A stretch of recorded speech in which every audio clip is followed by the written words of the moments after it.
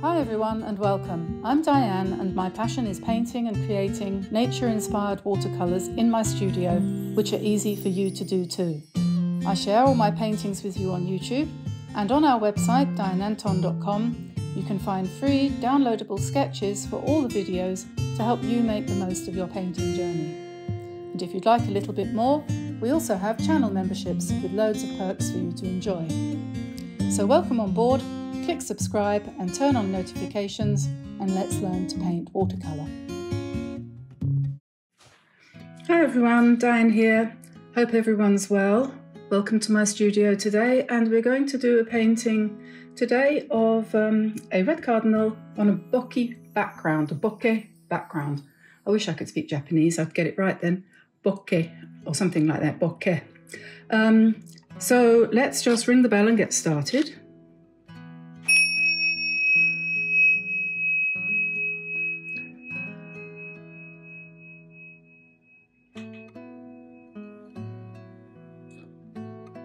Now, this is a background that I've already prepared, ready to do the bokeh on, but I'm going to show you how I did this first.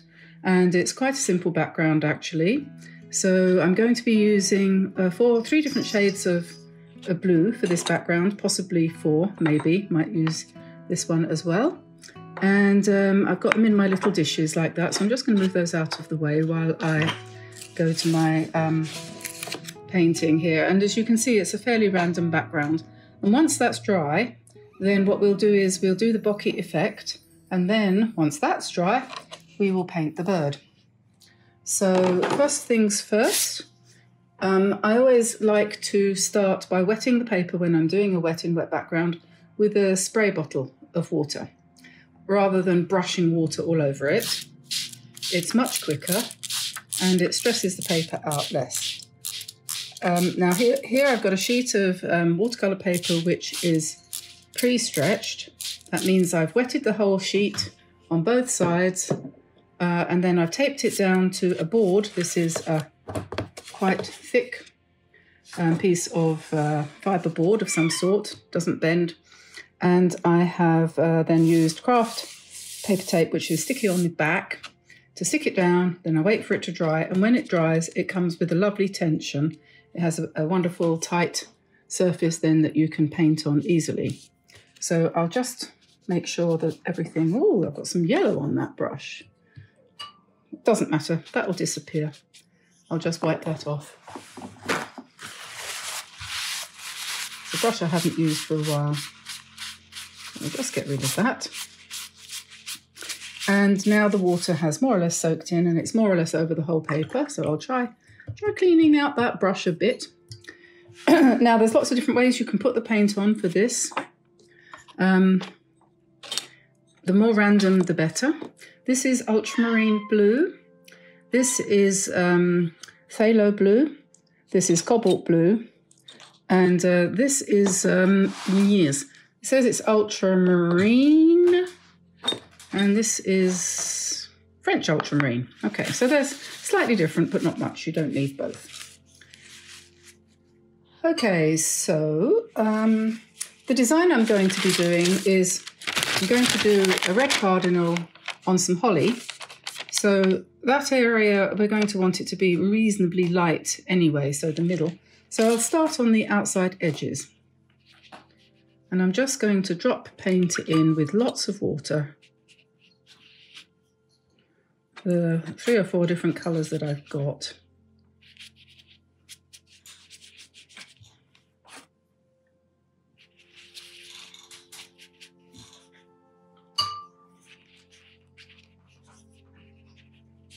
Plenty of water. Make sure the whole paper is covered. If you use the brush, a big brush, this is a size 24, I think. This is a very, very cheap round nylon brush by a company called Artix. I'm sure they're Chinese. I got it from the Chinese shop in Madeira in Spain, on the Costa Blanca.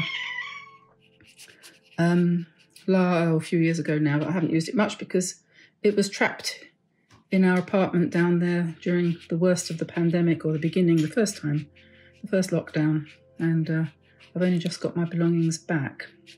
So this is about 3 years old, but not been used. Most of that time it was ridiculously inexpensive, and it seems pretty good. So it's not always necessary to spend a lot of money on brushes if you can get them from a Chinese shop or something like that. So that's my background. Now you could add dabs of green, you could add dabs of red or whatever you want, but to do the bokeh you might as well more or less leave it one colour, and maybe I'll just add some splashes of colour to give it a bit of texture. These will mostly disappear into the wet surface, but that's what you want. You want it to be a little bit, cool, it's quite hard work. You want it to be a little bit, thank you for that, cats. We have just visited our litter box, so isn't that wonderful? Okay, so there we are, and we'll just leave that to spread, do its thing, and dry. And when it's finished, it will be, when it's dry, something like this.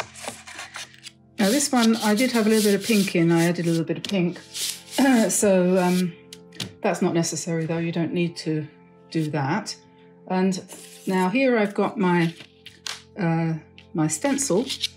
This is one by Stettler. It's just a maths tool that people use for making circles quickly when they're doing design work. I don't think many people need that kind of thing anymore, but they're still available. And I'm just looking for a sponge. I'm not sure which one's going to be best. There are different options for taking the paint out of the back of the background rather. You could use a regular washing up sponge. This is one here that I've used before. This is, I think that's synthetic, that one, but these are natural sponges. Some people use a brush, but I think that's quite hard on the paper, so I tend to go for a sponge. And I'll probably try all four of those to demonstrate to you how I do this. Now, like I said, we're going to put this design on top of this background. So this area here is where I'm going to put the colour of the bird. So I'm going to want to get rid of a lot of the blue there. So I will be taking that out so that the red shows through nicely. The rest of it, the blue doesn't matter because it's going to be where the green leaves are. And obviously we've got the brown or whatever colour we paint the branch. So I'm going to concentrate on getting most of the colour out here, but also obviously going back into the background. So first things first, as I said, this is where the bird's going to be, so I'm not going to waste my time trying to get that out with circles. There's no need. If I can lift it, I've just had a sudden thought actually that there's a possibility, although it seems to be lifting. I might have done this background, I can't remember because I did it a little while ago. I might have done this background with VIVIVA colour sheets. It's possible. And if so, then it's going to be harder to get the colour to lift because that isn't really watercolour paint, VIVIVA. It's more like a dye and it's more permanent.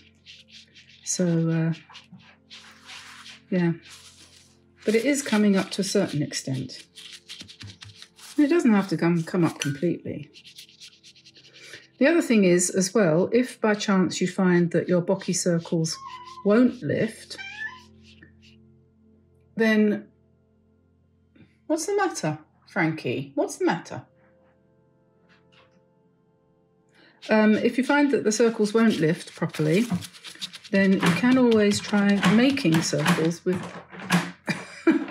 with white paint. Sorry about the sound effects. Yeah, so anyway, let's see if this is going to work.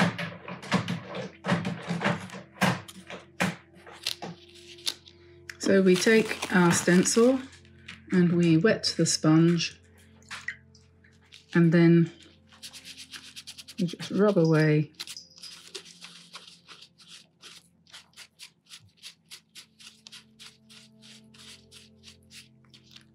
background, and lo and behold, we have a circle. And so that's that sponge. That's number one. Arthur, come on, behave. So let's try a nice big one. We overlap the circles.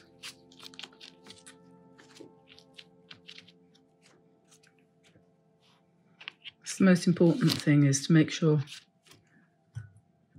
that they, I think anyway, that they should overlap.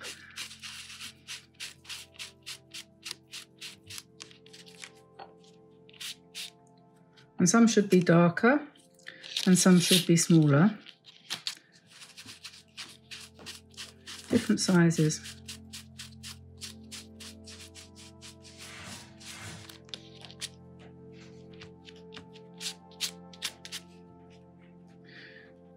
So all these sponges are working.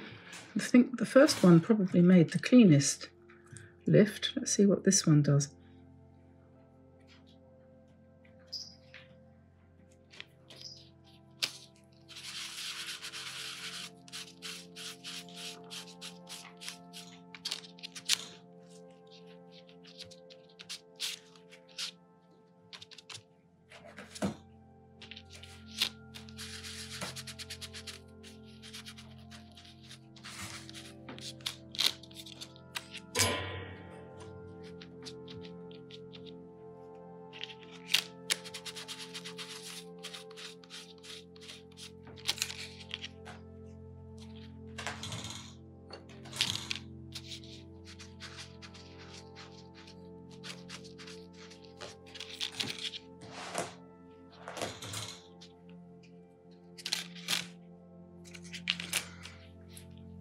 So I'm just finishing off now with a few little ones up here.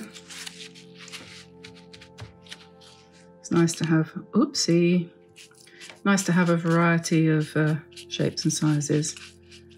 And I don't know where that red paint came from. Anyway, I'll soon be rid of that. I think I just was a bit careless how I put down my piece of paper there. Yeah, sorry for the interruption. Slight cat emergency there. So, okay, I think that's probably enough. If you want more, once you've done the drawing, you can always put a few more in. And so the next thing to do is to grab the hairdryer and give that a good whacking.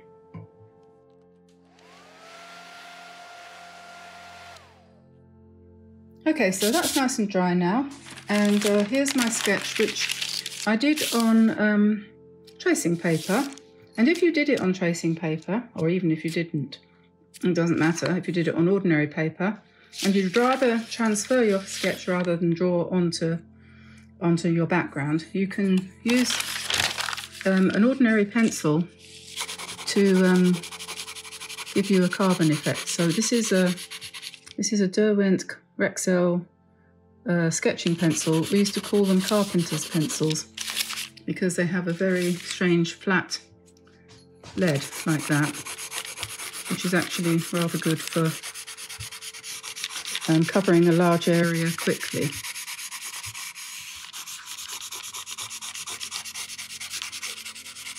So I've just gone over the line that I'm going to want to transfer. Then on the area that I've lightened a little bit, I'm going to place him. And then I'm going to use a hard pencil, 2H or something like that, to go over my line, which you'll then be able to see underneath.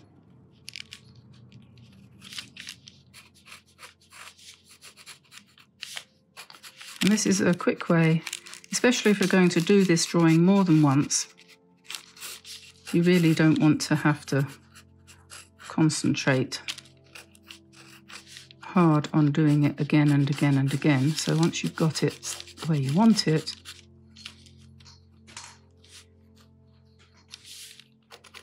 you can transfer it like this.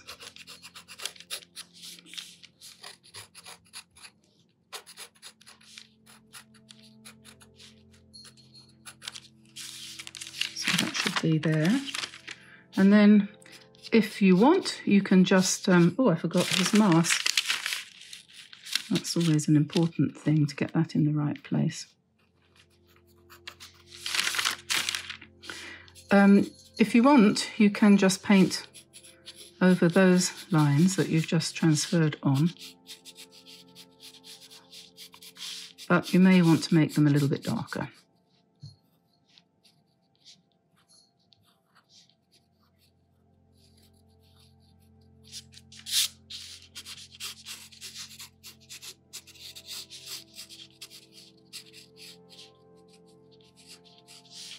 Little feet. Okay. Then the next step is the holly.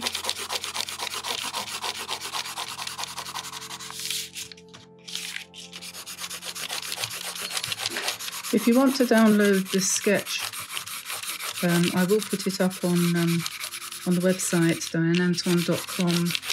You can pop over there, and they're free. And we do have a tip box there, so you can, if you want, make a donation. But I do want to stress that you don't have to make a donation, and you don't need to in order to download the sketches, because some people seem to have got the wrong idea. We really appreciate your help, so your donations are absolutely crucial to the running of the channel. I mean, for example, just the other day, I had to order paper, and to spend 150 euros on, or same as dollars, on paper. It's not cheap these days. Now, admittedly, that will last quite a long time. So that's great, and I've got plenty of paints. I'm using up my stock that I've had for years, which otherwise would have just sat in a drawer.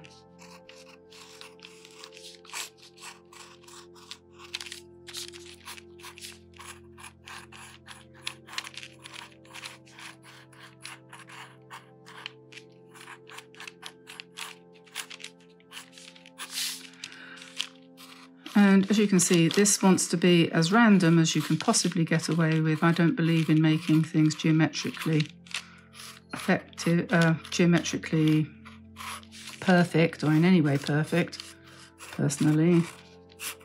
And when you see how I'm going to paint these, you'll see what I mean. So you might not be able to see that, but I can, just about. So I'm going to go over that in pencil off camera, rather than keep you watching and getting bored.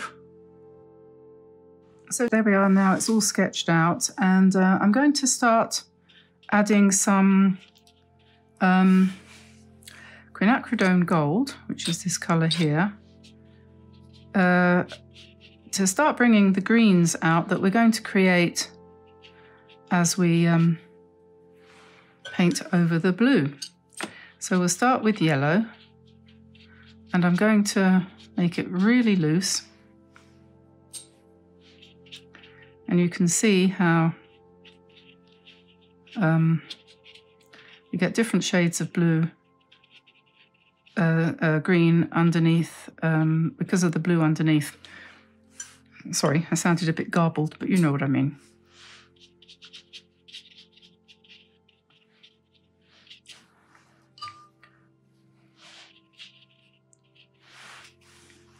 And then into that, I'm going to drop a loose mix of green, leaving some areas a bit lighter than others.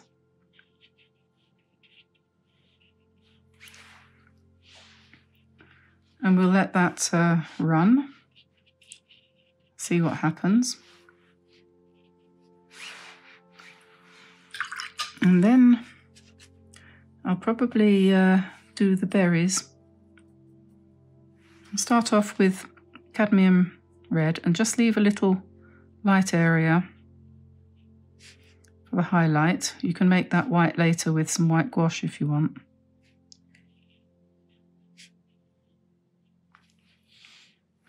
You could make it a slightly different colour for each group of berries if you want. Make them a little bit more orangey.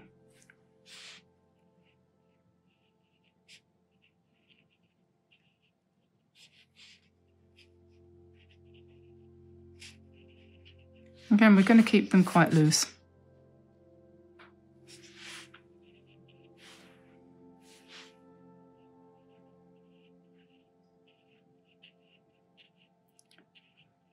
Probably a good idea to have the ones nearest to the bird a slightly orangey tone like this, because the bird is more of a red, isn't it? So, and then a little bit of shadow, so pick up some, this is alizarin crimson.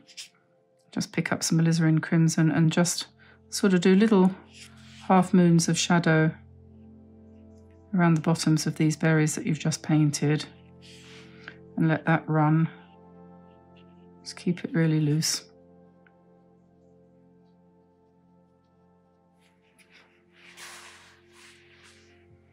I've got a few up here as well, but I'm not going to make a big deal of those. We'll keep them really, really loose.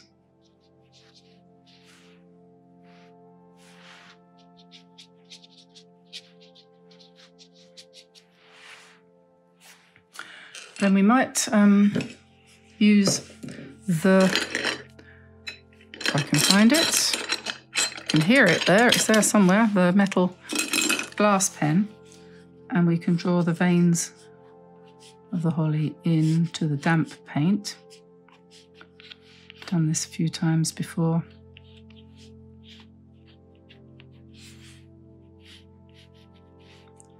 What happens as you do this is you get a slightly darker line as the paint goes into the scraped area.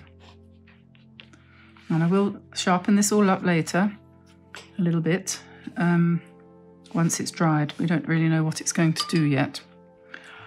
So for the branch, I don't myself personally much like brown branches, so I usually do them in a kind of grey.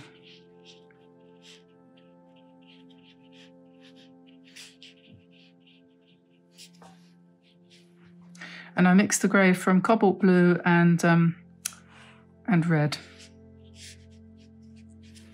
And then we'll drop a little bit more darker grey in the bottom. Same colours, just more, slightly more intense.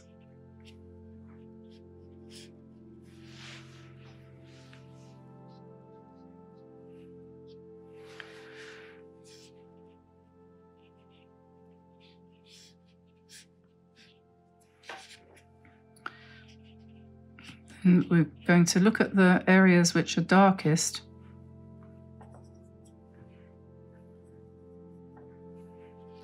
on the holly, and then just drop some more of that grey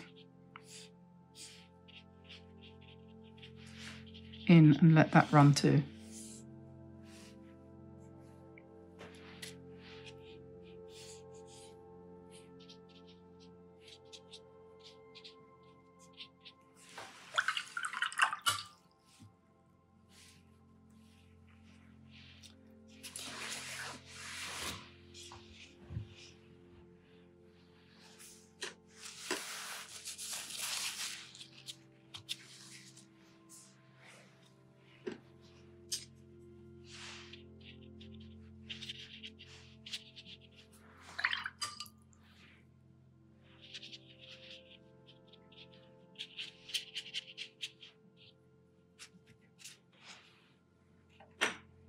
And we'll let that dry.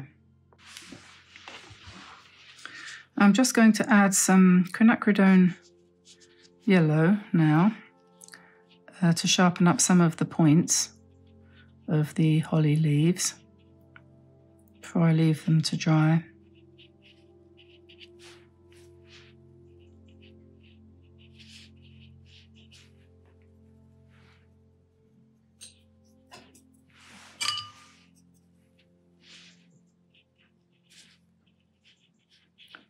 going to get a nice lot of variety in your leaves because you've got the blue underneath.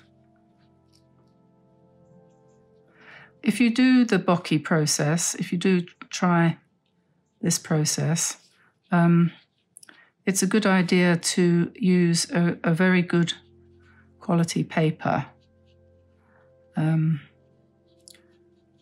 such as arches, because it's asking a lot of the paper to withstand the scrubbing out and so on. And the result, if you use something like sketching paper or one of the cheap watercolour papers that are around at the moment, you won't be very happy with the result probably. I always change what I'm doing as I go along, so you have to kind of go with the flow with me. I don't ever do what I set out to do. And I'm thinking at this point that I'm probably going to use some pen and ink on this. I like pen and ink and I often use it, as you will notice, but it's up to you as you judge when you're painting. If you want to paint like a real artist. I was talking to my daughter about this yesterday. We were having a chat about what it is, what does it mean to be an artist? And I said, I'm not entirely sure that even after painting most of my life, I can really, with my hand on my heart, say that I am actually, and I don't think I am. I would say that I'm an illustrator, perhaps. Certainly not a professional one, though. I've never done it for a living. A teacher, perhaps, of art or of creativity, perhaps. I certainly wouldn't call myself a fine artist, no way. But I've taught painting to children in school when I was a teacher. And I've taught other subjects too, so I suppose primarily that's what I am. But I don't want to be, never wanted to be a teacher, although I was for a while, because I had to do something to keep the wolf from the door.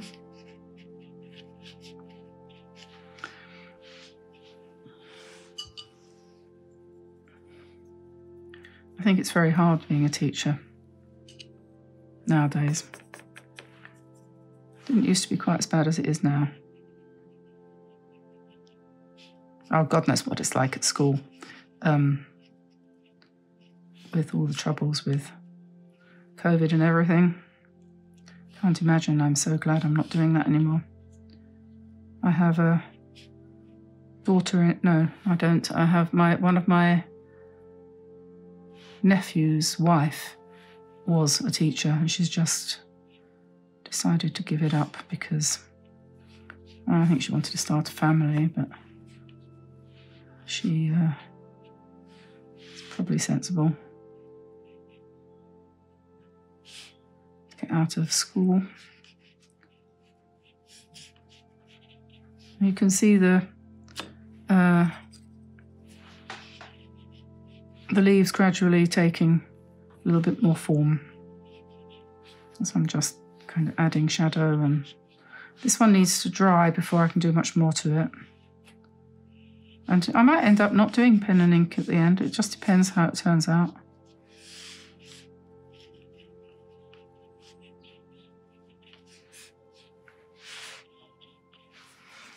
But it definitely needs to dry now. So we're going to think about the bird, and I have to admit I'm using quinacridone gold on the breast. I have to admit I've never actually seen, and I'm using quinacridone gold on the beak. I've never seen one in real life. So I'm working from photos.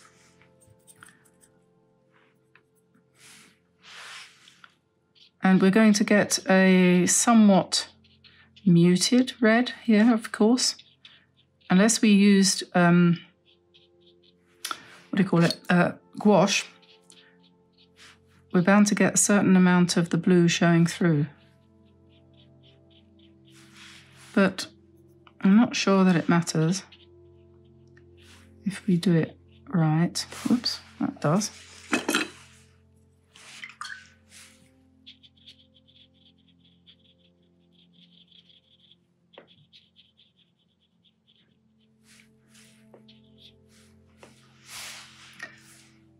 Oh, I mustn't forget I do need some black.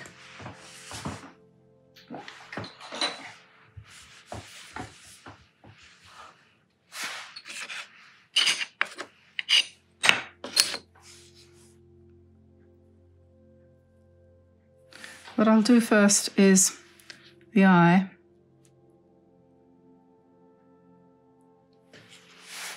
Like that. Then I'll let that dry. I can do the little bit down below.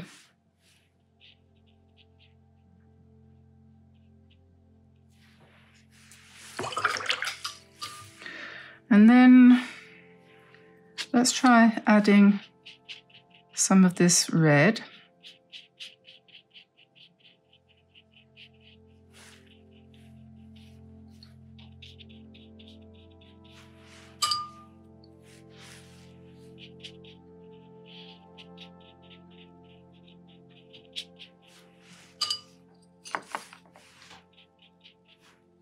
I'm mixing cadmium red, which is this one, and alizarin crimson, which is that one. Cadmium is more of an orangey red, and the alizarin is more of a bluey red.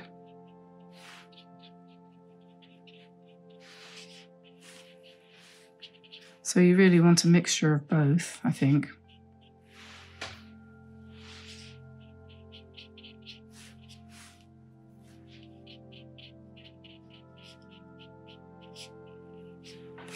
And the tail, yes, the tail.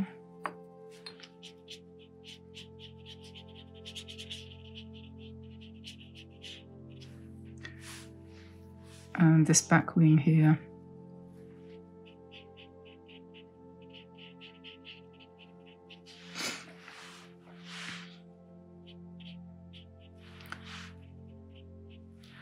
And then, yeah, let's just put a little bit more of the orangey colour here. And you can see that that's pretty much covering the blue, I think.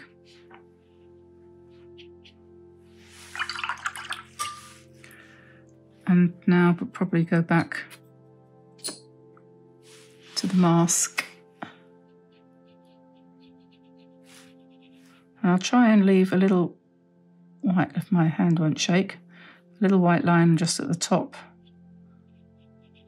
of his eye, like that. Keep that free. Then we'll bring this down a little bit. Break that line there.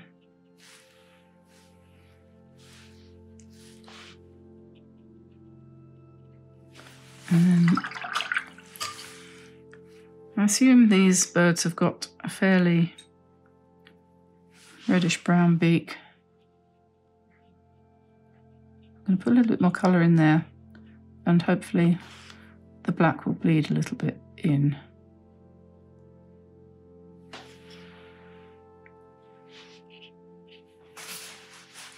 And his feet are probably brownish. Just draw those in sketchily like that. And then it's time to let it dry.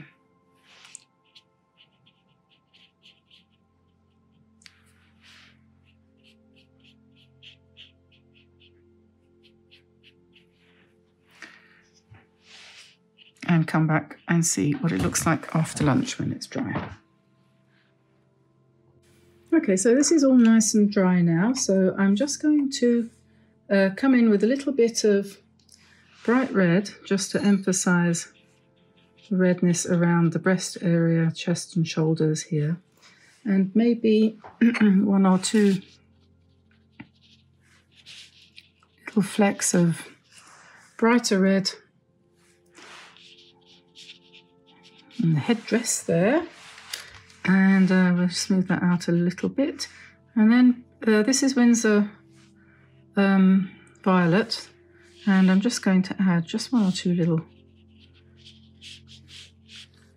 there, one or two little shadowy bits and pieces.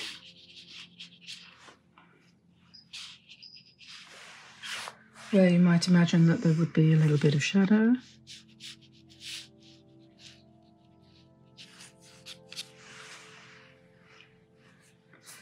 And yeah, don't forget that if you make a mistake, you can lift it out.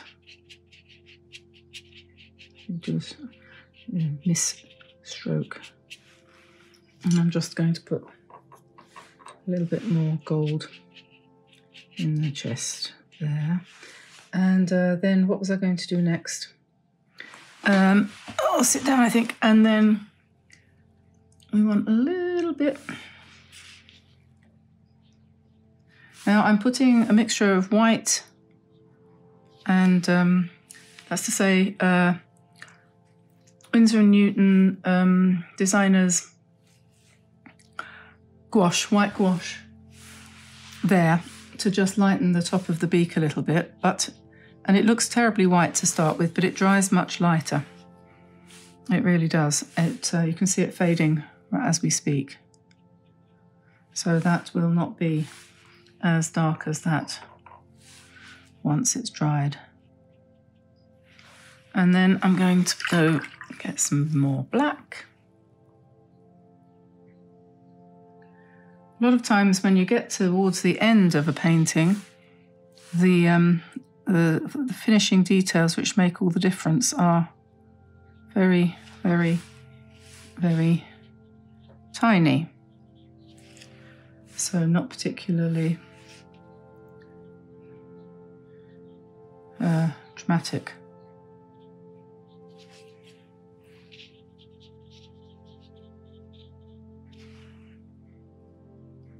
Okay, I think that's probably enough black. You might want to play around with it a bit more once it's dry. And then I'm going to put in some snow. I've got some more of the Winsor & Newton Designers Gouache here, and I'm just going to plonk some of that in along the branch.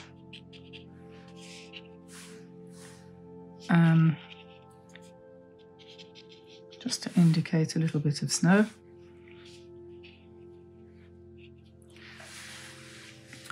And then using the same paint, but a different brush, grab my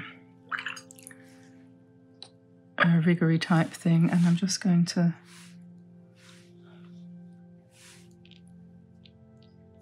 spatter in the snow.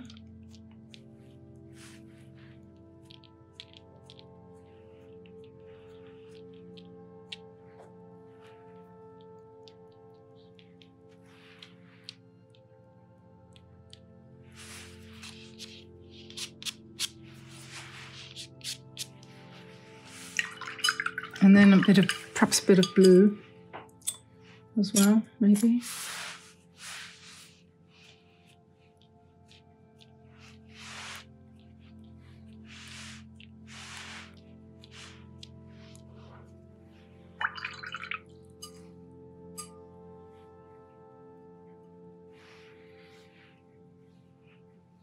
And then maybe a few sharp. I'm not going to do anything with a pen. I'm going to use this very expressive and loose brush, which is the opposite really of a pen, which is much more controlled. But this, I don't know, this is quite fun to use this brush. Just a few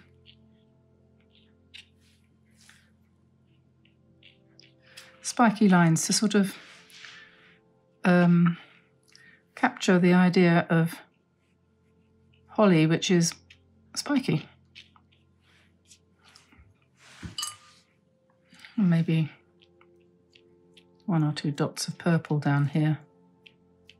And then remember we said at the beginning that it might be a good idea to put some white highlights on the berries.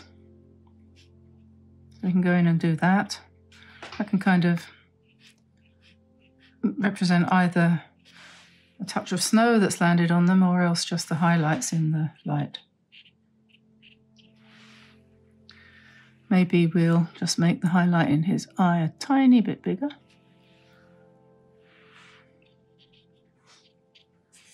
A little bit of snow on the edges of some of these leaves.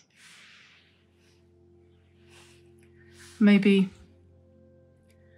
a little bit of shadow on that snow there.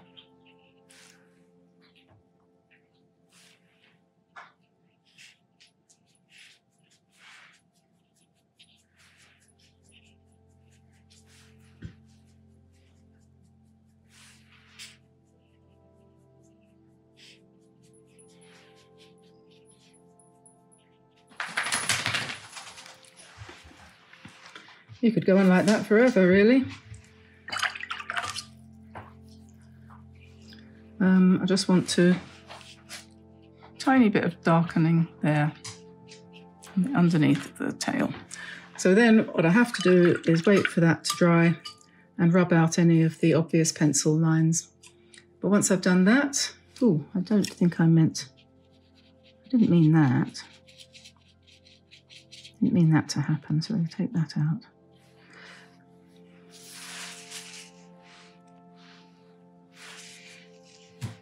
Okay, so I've just got those couple of things to do. So there's the final painting. I hope you enjoyed watching me do that and give it a go yourself. If you're interested in the bokeh technique, I do have another video doing bokeh background for a couple of chickadees sitting on a branch, which you might find interesting too, similar kind of technique altogether. If you want the sketch, just go along to download it from DianeAntone.com. And otherwise, I hope that you will like the video and subscribe to the channel, because that really helps us. So that would be marvellous. So I'll say goodbye for now and happy painting. See you again soon. Bye bye everyone.